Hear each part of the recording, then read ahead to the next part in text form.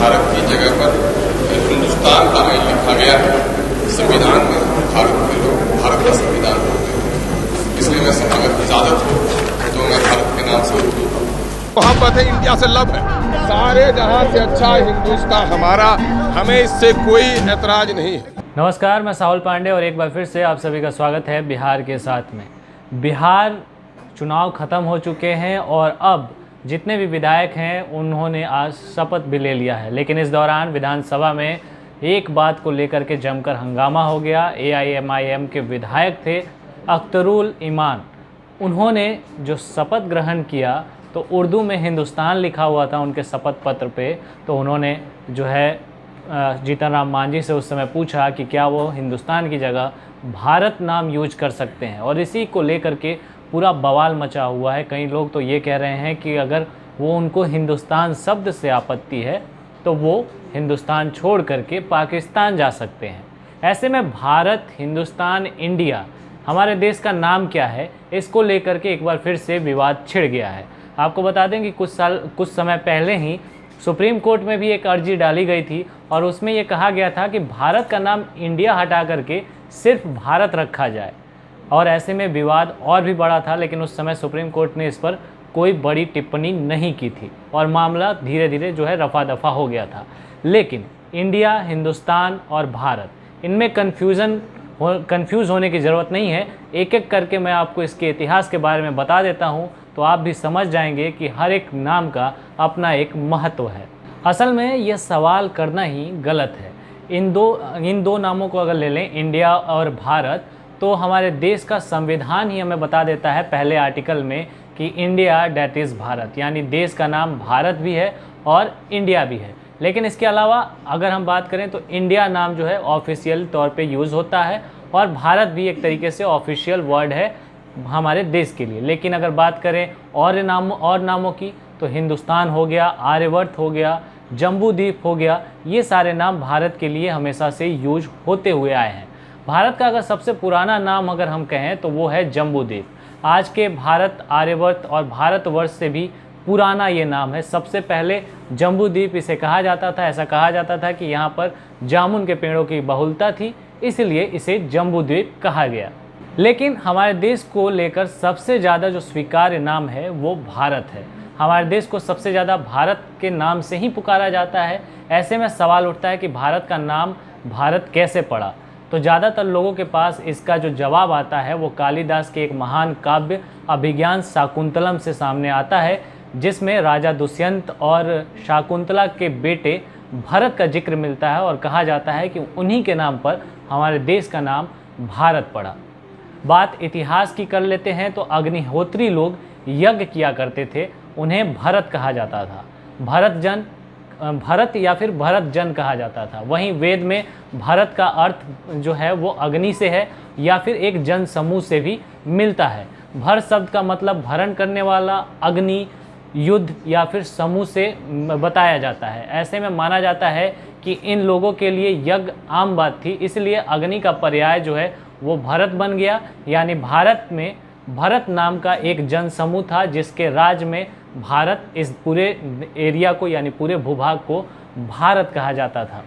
जो तब के अगर हम बात करें तो उस समय सरस्वती और पंजाब के इलाके में थे। धीरे धीरे ये फैल करके जो है हिमालय से लेकर के और कन्याकुमारी तक ये लोग फैल गए और इसे भारत का भूखंड कहा जाने लगा। मूल रूप से अगर भर शब्द का अर्थ हम समझें तो इसका मतलब होता है एक समूह, यानी भरत नाम का एक समूह। वेद की अगर बात कर लें तो भारत का अर्थ इसमें अग्नि जो है उसे बताया गया है। भरत जन जो है वो निरंतर यज्ञ कर्म किया करते थे। ऐसे में भरत और यज्ञ यानी अग्नि जो है एक दूसरे के पर्याय बन गए। इतिहास में अगर जाएंगे और अगर हम यजुर्वेद, ऋग्वेद को अगर पढ़ते हैं तो उसमें एक दशराजन युद्ध का जो है जिक्र आता है और यहाँ पर भी जो है भरत शब्द जो है वो सबसे ज़्यादा यूज़ होता हुआ हमें दिखाई देता है। इस युद्ध में भरत नाम का गहरा संबंध रहा है। दरअसल दशराजन का अर्थ होता है 10 राजाओं के बीच का युद्ध। तब के सरस्वती और घगर नदी के इलाके में जो है भरत जन लोग राज किया करते थे और इन्हीं के संघ को जो है वो भरत संघ कहा जाता था। और इसके राजा सुदास थे। लेकिन उस समय क्या हुआ कि इन्हीं में से कुछ कबीले जो है एकजुट हो गए और एक तरफ जो है सुदास का कबीला था। इन दोनों तरफ से जो है लड़ाई हुई और इसमें अंत में जो है सुदास जीत गए और उनके बाद जितनी जनरेशन हुई उसे ही भरत समुदाय या फिर भरत जन समुदाय कहा गया। असल में ये पूरी लड़ाई जो थी वो 2 ऋषियों के बीच बताई जाती है, जिसमें वशिष्ठ और विश्वामित्र के बीच की ये लड़ाई कही जाती है। दशराजन युद्ध की अगर बात करें तो ये महाभारत से भी करीब 1000 साल पहले की बात बताई जाती है। वहीं इसके बाद फिर जब महाभारत होता है तो असल में ये एक पारिवारिक झगड़ा मात्र था, लेकिन इसमें पूरे देश के लोग जो है एक तरीके से जुड़े हुए थे, पूरे देश के राजा इसमें सम्मिलित हुए थे, इसीलिए इसे महाभारत कहा गया। यानी उस समय इस पूरे जगह का नाम जो है भारत समूह बन गया था, यानी भारत जन रहते थे और भारत जन जिस लड़ाई में लड़े उसे महाभारत कहा गया। अब बात कर लेते हैं हिंदू, हिंद और हिंदुस्तान की। भारत के बारे में जो आप तो हम जान गए हैं, लेकिन हिंदुस्तान का नाम भी एक पुराना इतिहास है। आमतौर पर हिंदू शब्द को लेकर कहा जाता है कि ये मुगल काल या मुस्लिम शासकों के समय आया हुआ शब्द है, लेकिन असल में हिंदू शब्द मुस्लिम इतिहास और ईसा से भी कई साल पुराना है।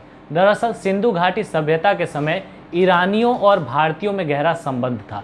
ईरान का पुराना नाम फारस है और इससे भी पहले इसका नाम आर्यनम था। आर्या या आर्यनाम इन्हें कहा जाता था, जिसका जिक्र जुरस्त धर्म के ग्रंथ अवेस्था में मिलता है। उस समय कहा जाता है कि हिंदू कुश के उस पार जो है आर्यान था और इस पार आर्यवर्त। दोनों ही बड़े प्रभावशाली संघ थे। उस समय की ईरानी संस्कृति वैदिक मूल्यों पर आधारित थी। ईरानियों के कारण जो है भारत का प्रचार प्रसार हुआ और पश्चिमी देशों तक इसका जो नाम है वो फैला। उस समय अक्कादी सभ्यता जो है उस वहाँ पर थी और उसी में सबसे पहले हिंदू शब्द का जिक्र मिलता है। तब भारत का संबंध उस समय के अक्कादी, सुमेरु और बेबीलोन जैसे सभ्यताओं से था। अखमनी वंश जब वहाँ पे आया तो उसके शिलालेख में हिंदू शब्द का जिक्र मिला। जो हकमानी राजा जो थे वहाँ पे, उन्होंने अपना जिक्र करते हुए बताया कि उनका साम्राज्य कहाँ तक फैला है और उसमें 2 हिंदू राजाओं का भी जिक्र मिलता है। उस समय सिंध का मतलब केवल एक धरा से नहीं था, इसका अर्थ सागर, धरा, जल भी था। सिंधु के तब के सप्त सिंधु वाले क्षेत्र को प्राचीन ईरानी हप्त हिंदू कहते थे। ऐसे में ये जाहिर है कि हिंदू, हिंदवान और हिंदूस जैसे शब्द अत्यंत प्राचीन है। ऐसे में हिंद के साथ ही संस्कृत के साथ शब्द जो कि फारसी में स्थान होता है, जैसे कि हिंदू अगर हम कहें स्थान के लिए संस्कृत में शब्द होता है स्थान, उसी को फारसी शब्द में अगर ले जाएं तो स्थान हो जाता है। तो अगर भारत में उसे हिंदुस्तान कहा जाता है तो वहीं फारस में उसे हिंदुस्तान कहा जाता है। वहीं अगर बात इंडिया की कर लें तो उस समय जब ग्रीक लोगों से हमारा संपर्क पड़ा तो इस समय जो ग्रीक लोग थे वो इंडिया अथवा सिंधु को इंडस कहा करते थे और इसी से जो है इंडिया शब्द बना है। लेकिन सबसे ज़्यादा भारत शब्द जो है वो पूरी दुनिया में प्रचलित हुआ है और आज भी भारत में अगर हम बात करें तो लोग भारत शब्द का जिक्र सबसे ज़्यादा करते हैं। लेकिन जब बात होती है भारत, इंडिया, हिंदुस्तान या कोई किसी और नाम की, तो फिर इसमें कोई लड़ाई झगड़े वाली बात नहीं होनी चाहिए। हम अपने सहूलियत के हिसाब से अपने देश को इन नामों से बुला सकते हैं। हालांकि अगर संविधान का जहाँ पे जिक्र आता है तो वहाँ इंडिया और भारत की बात होती है, लेकिन हर चीज़ संविधान के हिसाब से नहीं है। ऐसे में हिंदुस्तान बोलना या भारत बोलना बात बराबर है, दोनों में ही हम अपने ही देश का नाम ले रहे हैं।